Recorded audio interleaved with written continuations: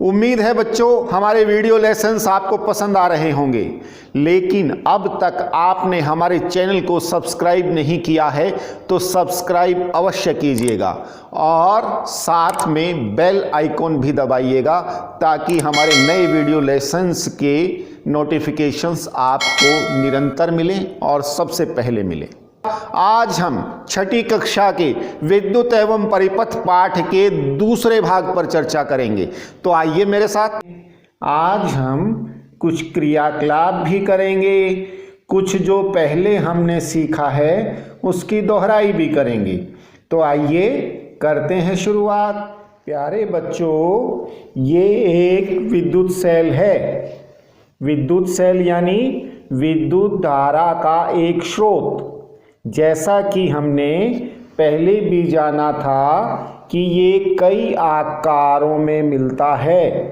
देखिएगा, कोई छोटा, कोई बड़ा, कोई बेलन आकार का, कोई चपटा।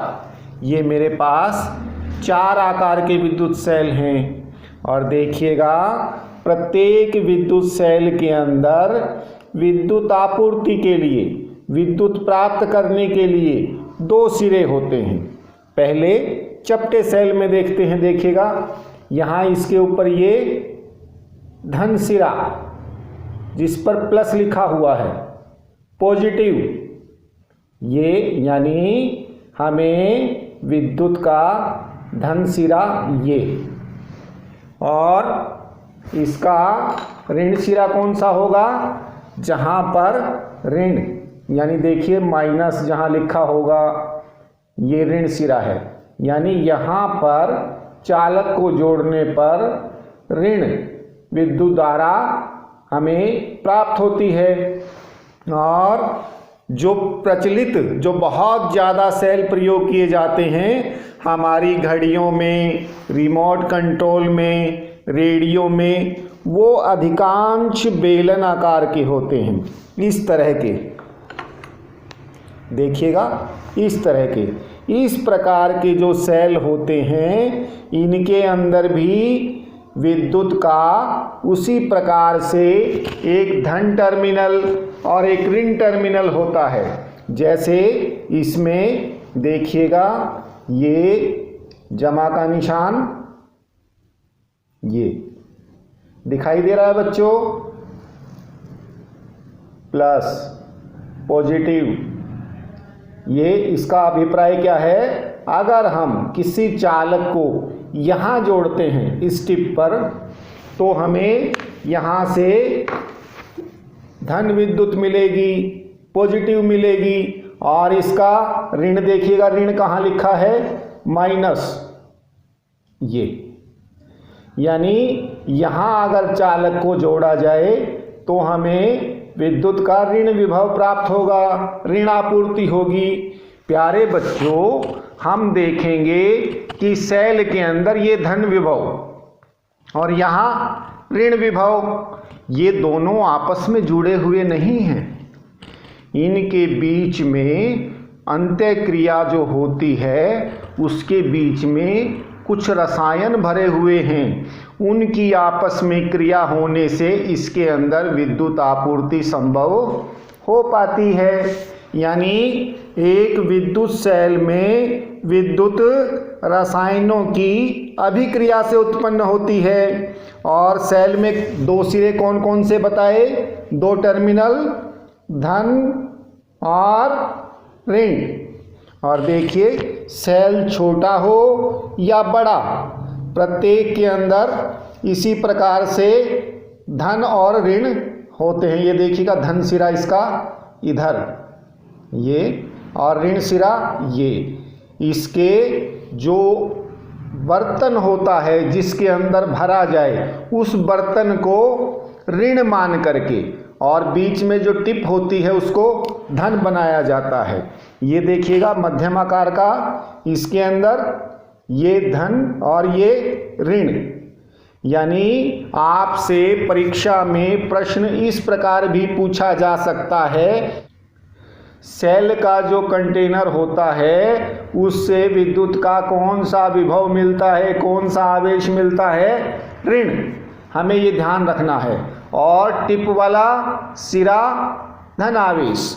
तो प्यारे बच्चों, अगर हम इसको तार लगाएं, देखिएगा विद्युत धारा किससे बहती है, विद्युत कैसे प्रवाहित होती है, विद्युत चालकों से प्रवाहित होती है। चालक का अभिप्राय तार, और इन तारों की बनावट भी एक विशेष होती है। आप अपने घरों के अंदर या बिजली के काम करने वाले मिस्त्री, उनके यहाँ तारों को देखेंगे तो उनके अंदर धातु के तार होते हैं और उनके ऊपर रबर चढ़ाया जाता है। तो यह विद्युत का चालक होता है, विद्युत इनके अंदर से प्रवाहित होती है। तो ये विद्युत के चालक, हम इस सेल से विद्युत को इन चालकों से प्रवाहित करके और हम हमारा जो प्रयोग, जो क्रियाकलाप, जो विद्युत का उपयोग करना हो हम कर सकते हैं। लेकिन प्यारे बच्चों, अगर विद्युत को सेल से प्राप्त करने के लिए ऐसे हम इसको पकड़ेंगे, चिपकाएंगे तो ये बार बार हिलेगा, और जो उपकरण हमें चलाना होता है वह चलेगा नहीं। तो इसके लिए भी एक युक्ति का प्रयोग करते हैं, वह है सेल होल्डर। ये देखिए इस तरह का, इसके अंदर क्या है, यह केवल इससे चालक को जोड़े रखने का एक उपकरण है, एक युक्ति है।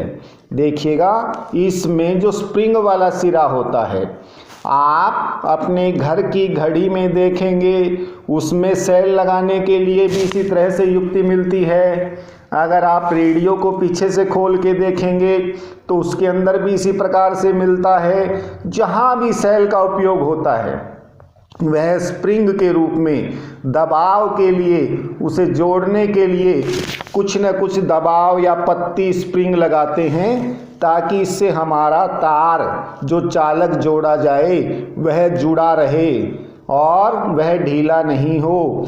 तो इसके अंदर एक तरफ ये देखिएगा, ये जो चमकदार सिरा दिखाई दे रहा है, यहाँ से इसका धन टर्मिनल और स्प्रिंग से ऋण टर्मिनल। ये स्प्रिंग चौड़ा होने के कारण पूरे हमारे सेल के कंटेनर, सेल के बाह्य भाग से जुड़ करके ऋण विभव प्राप्त करता है, और ये धन। और देखिए ये छोटा सा है, इसका कारण क्या है, क्योंकि सेल की हमारे धन विभव प्राप्त करने की टिप, उसका सिरा छोटा होता है। तो इसको लगाने का तरीका क्या है, स्प्रिंग को दबा करके इसको इसमें इस प्रकार से फंसा दिया जाता है कि धन सिरा जुड़े हुए यहाँ अंदर, और इस प्रकार से हमें सेल से विद्युत की आपूर्ति प्राप्त करने में सहजता होती है। और ये दूसरा हमारा बल्ब, देखिए हमने पहले भी प्रयोग किया था, एक बल्ब के दो सिरे और एक सेल के दो सिरे, और इसको हम चालक से जोड़ेंगे। लेकिन पहले हम किस प्रकार से जोड़ा जाए उसका एक कागज पर चित्र बनाते हैं, फिर इनको हम जोड़ करके देखेंगे। तो प्यारे बच्चों, कागज पर सेल का चित्र कैसे बनेगा, यह भी एक बहुत ही सीधा सा है।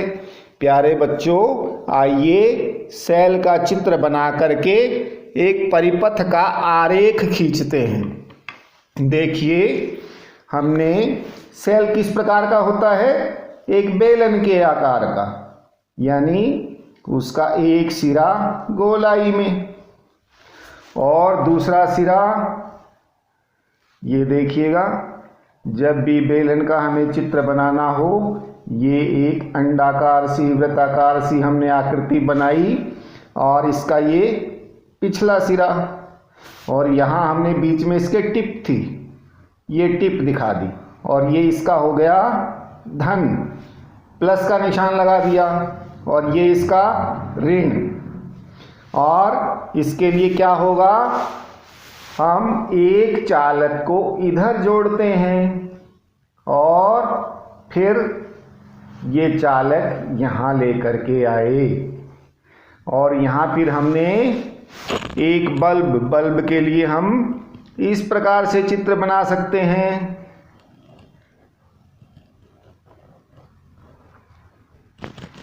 और बल्ब हमारा ऐसे, और इसके बाद दूसरा सिरा बल्ब के भी हमारे 2 तार होते हैं। और देखिएगा यहाँ हमारा सेल का ऋण, और यहाँ इसके बीच में एक कुंजी, एक स्विच, एक पत्ती लगा सकते हैं। तो इस प्रकार से हमारी विद्युत धारा का हमारा एक परिपथ पूरा हो जाता है। और यहाँ से तार को हम जोड़ेंगे तो बल्ब हमारा दीप्त होगा, रोशनी देने लगेगा। और इसको यहाँ से तोड़ देंगे तो रोशनी नहीं देगा।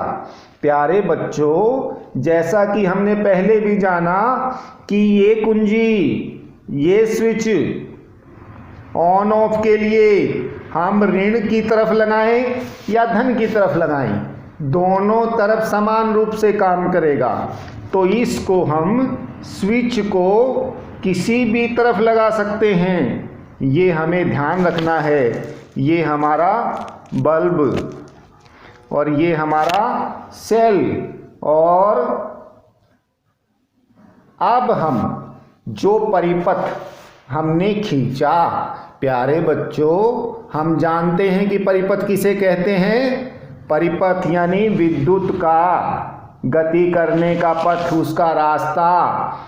यानी किसी भी विद्युत उपकरण को किस व्यवस्था में जोड़ा जाता है विद्युत में, उसे उसका परिपथ कहते हैं। और यह हमारा कागज पर उसका लेखा है, कागज पर उसे दिखाए जाने की व्यवस्था है। वास्तव में हम करके देखते हैं, क्या हमारा बल्ब दीप्त होगा। देखिए, ये हमारा सेल, और सेल को हमने होल्डर में लगा दिया, और इसके ये धन और ऋण विभव यहाँ पर। और प्यारे बच्चों, ये हमारा बल्ब बिल्कुल इसी की तरह से। और इसमें देखिएगा, धन के लिए मैं लाल तार लगाता हूँ, और यहाँ पर इसे लगाने की व्यवस्था कैसी है, यहाँ पर इसकी चिमटियाँ ये इसे पकड़ लेंगी।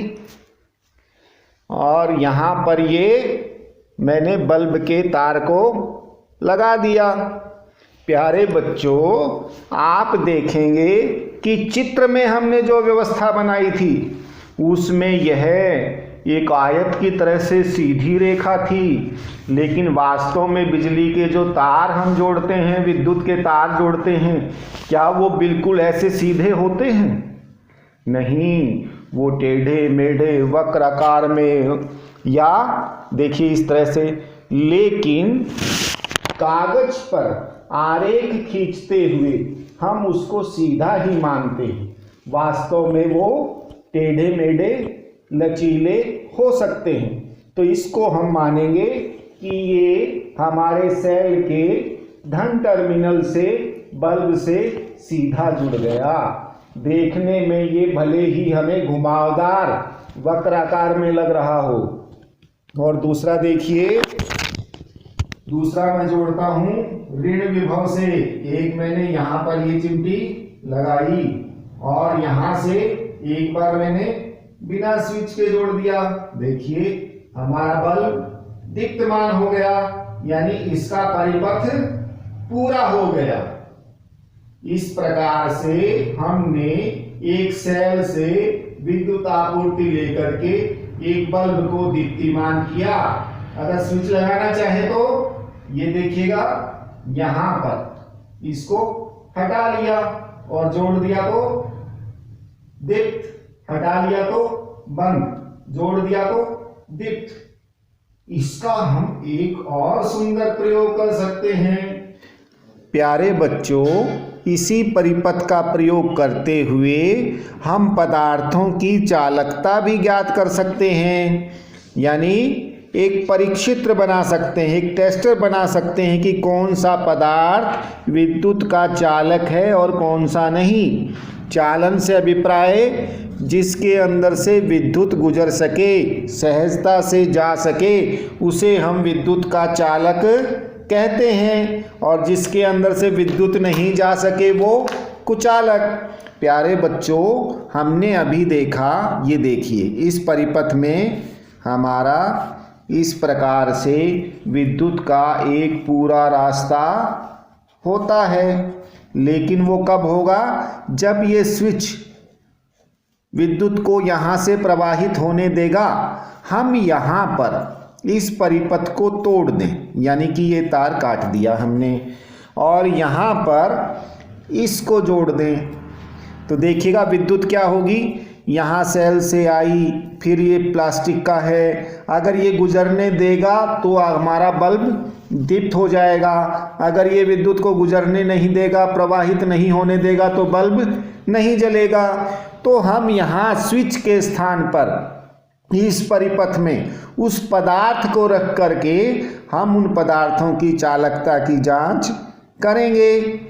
तो आइए हम इस परिपथ को इस प्रकार से एक समपरिक्षित्र बनाते हैं, एक चालक को जांचने का उपकरण बनाते हैं कि पदार्थों की चालकता को हम जांच सकें।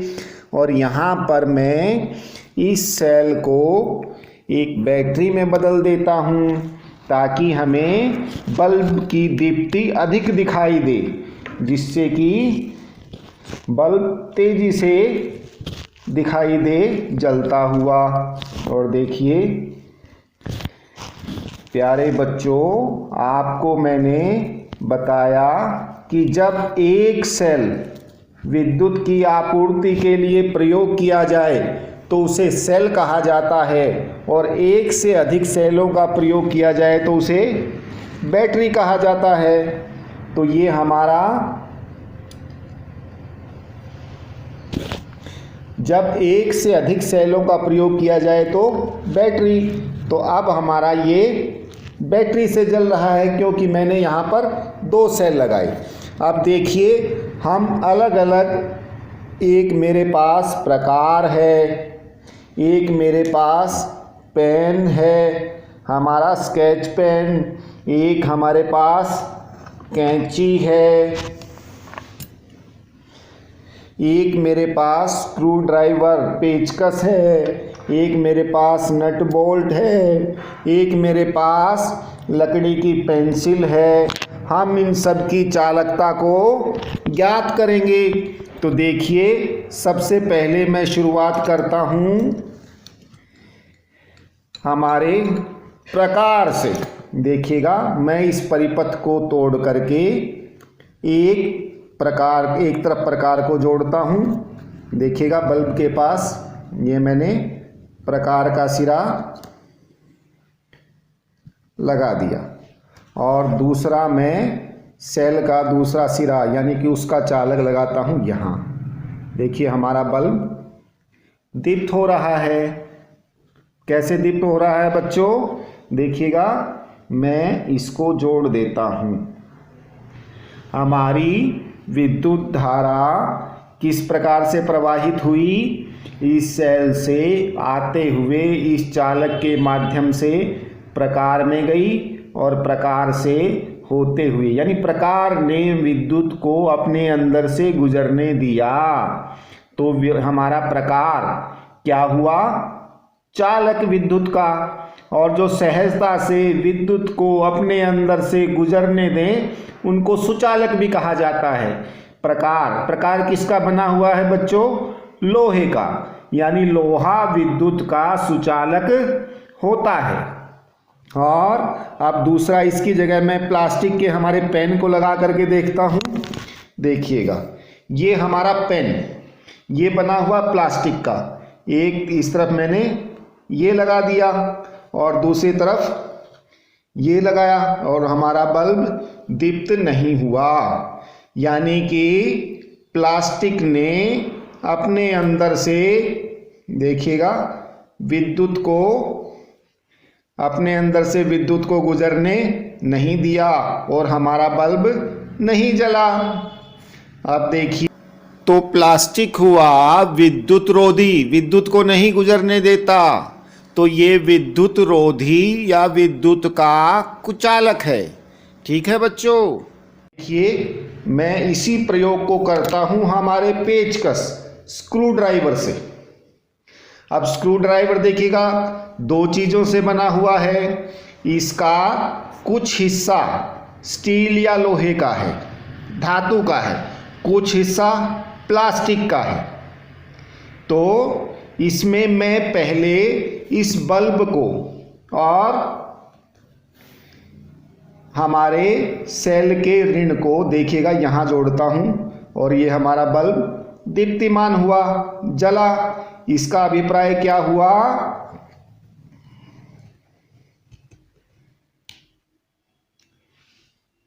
इसका अभिप्राय क्या हुआ?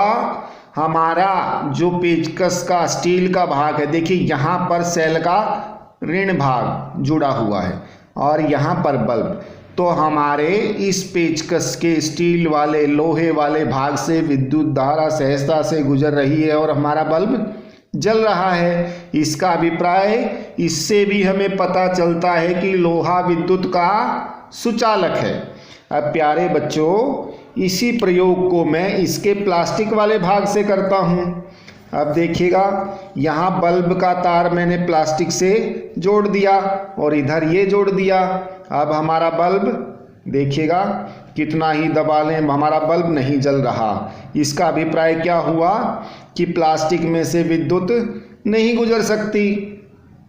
अब इससे देखिए हमारा बल्ब नहीं जल रहा, यानी प्लास्टिक विद्युत को गुजरने नहीं देता। और प्यारे बच्चों, एक और बात हमें ध्यान रखनी है, जिस प्रकार से जिन पदार्थों में से विद्युत गुजर सके, जैसे लोहा है, इनको विद्युत का सुचालक कहा जाता है। और जिन पदार्थों में से विद्युत नहीं गुजर पाती, जैसे प्लास्टिक, रबर, हमारा पेन था, इससे भी विद्युत नहीं गुजर पाई थी, प्लास्टिक से भी नहीं गुजर पाई, इनको विद्युत का कुचालक कहा जाता है। प्यारे बच्चों, अब तो आप समझ गए होंगे कि पेचकस के ऊपर हैंडल प्लास्टिक का क्यों बनाया जाता है। क्यों? क्योंकि हमारा विद्युत का मिस्त्री जब बिजली के उपकरणों के साथ काम करेगा तो उसे विद्युत का शॉक न लगे, उसे करंट न लगे, इसलिए हैंडल प्लास्टिक का बनाया जाता है। ठीक है बच्चों। और आप देखेंगे कि विद्युत उपकरणों पर काम करने के लिए जो प्लायर होता है, प्लास होता है, उसके अंदर भी क्या होता है? उसके ऊपर रबर चढ़ाया जाता है। इसका भी कारण क्या है? क्यों? बिजली की तारों को पकड़ेंगे तो विद्युत का शॉक न लग जाए, इसलिए उसके ऊपर रबर चढ़ाया जाता है। क्यों? क्योंकि यह विद्युत का कुचालक है। अब हम कुछ और पदार्थों के बारे में प्रयोग से जानते हैं। आइए देखते हैं, पुनः परिपथ को पूर्ण करते हैं।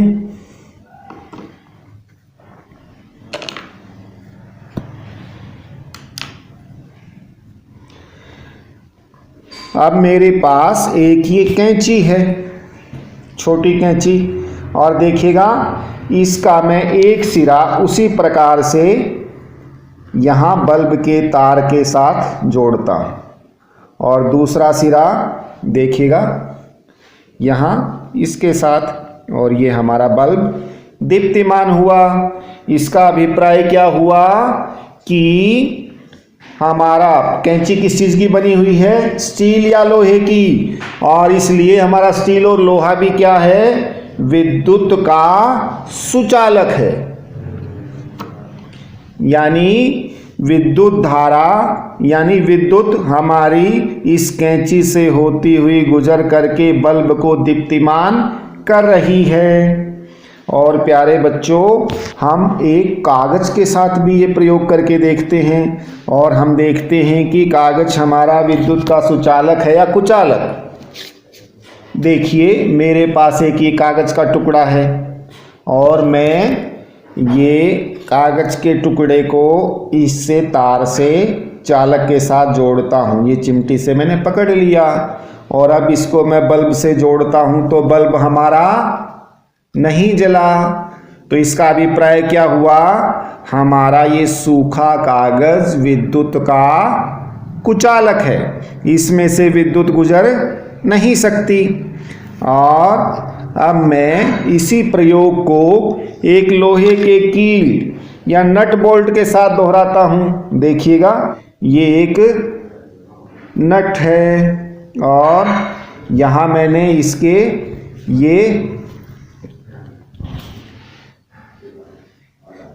इसके साथ बल्ब का तार जोड़ दिया और इधर बल्ब। देखिए, ये हमारा बल्ब दीप्तिमान हुआ, जला। इसका अभिप्राय ये भी क्या है, हमारा विद्युत का सुचालक। और अब हम लकड़ी को देखते हैं। हमारी पेंसिल किस चीज़ की बनी हुई है, ये ऊपर से लकड़ी की है। तो हम देखते हैं क्या लकड़ी हमारी विद्युत की सुचालक है या कुचालक। तो देखिएगा, मैं बल्ब के एक तार को इसके साथ जोड़ता हूं और दूसरा सिरा सेल के ऋण विभव से, और देखिएगा हमारा बल्ब दीप्तिमान नहीं हुआ। इसका अभिप्राय लकड़ी विद्युत की, इसका अभिप्राय सूखी लकड़ी विद्युत की कुचालक है। और प्यारे बच्चों, ये देखिए, मेरे पास एक ये पन्नी का कागज है जिसमें हम खाना लपेटते हैं। हम इसको देखते हैं। पहले हमने सूखा लिखने वाले कागज के बारे में जाना कि वो विद्युत का कुचालक था। अब हम इस एल्यूमिनियम पन्नी के बारे में देखेंगे, यह सुचालक है या कुचालक। मैंने इसके एक तरफ ये हमारा सेल का विभव, सेल का ऋण तार जोड़ दिया, दूसरी तरफ मैं बल्ब को जोड़ता हूं। देखिएगा, ये हमारा बल्ब दीप्तिमान हो गया। इसका अभिप्राय इससे विद्युत धारा ऐसे प्रवाहित हो रही है, तो यह विद्युत का सुचालक है। और प्यारे बच्चों, अब हम देखते हैं कि विद्युत के तारों के ऊपर ये रबर क्यों चढ़ाया जाता है। देखिए, मेरे पास एक ये दूसरा तार है। प्यारे बच्चों, इसमें ध्यान से देखेंगे, देखिए अंदर धातु के तार हैं और उसके ऊपर रबर चढ़ा हुआ है। तो हम एक बार धातु के तारों के अंदर से विद्युत प्रवाहित करके देखेंगे और फिर इसके रबर के अंदर से प्रवाहित करके देखेंगे, फिर देखेंगे क्या अंतर है। देखिएगा, मैं इसके धातु के तार से पहले विद्युत को प्रवाहित करके देखता हूं। मैंने ये धातु के तार के एक तरफ ये लगा दिया सेल का ऋण भाग और इसको फिर जोड़ा बल्ब से। देखिए, हमारा बल्ब दीप्त हुआ। इसका अभिप्राय तार के अंदर का धातु का भाग विद्युत का सुचालक है। और बाहर रबड़ के भाग को देखेंगे तो मैंने तार की बजाय रबड़ के ऊपर ये लगा दिया और इधर भी मैं रबड़ से इसको टच करता हूँ और अब हमारा बल्ब दीप्त नहीं हो रहा। यानी तार के ऊपर रबड़ का आवरण जो चढ़ाया जाता है वह विद्युत का कुचालक होता है। और वह क्यों चढ़ाया जाता है? ताकि जो काम करने वाला हमारा विद्युत का मिस्त्री है उसे विद्युत का शॉक न लगे, करंट न लगे। और एक और विशेष बात, इस प्रकार से हमारे विद्युत के धन और ऋण विभव भी आपस में मिल करके हमारे परिपथ को खराब कर सकते हैं। इसलिए यह रबड़ का आवरण परिपथ को खराब नहीं होने देता। तो उम्मीद है बच्चों आप ये सब समझ गए होंगे। आप बैटरी के सेल और बैटरी के बल्ब को लेकर अपने आसपास के अन्य पदार्थों की चालकता को भी जांच सकते हैं, लेकिन आपको एक सावधानी रखनी है। आप घर के विद्युत आपूर्ति के परिपथ के साथ कोई भी प्रयोग नहीं करेंगे, यह खतरनाक हो सकता है। उम्मीद है बच्चों आपने इस वीडियो में समझाए गए सभी बिंदुओं को अच्छी प्रकार से समझ लिया होगा। आप अपनी पाठ्य पुस्तक में भी इस पाठ को ध्यान से पढ़ें, अंत में दिए गए अभ्यास के प्रश्नों को हल करने की कोशिश करें। और किसी प्रकार की कोई दिक्कत आती है तो आप डिस्क्रिप्शन बॉक्स में लिखें, अपने क्लास टीचर से संपर्क करें। Okay students, thank you.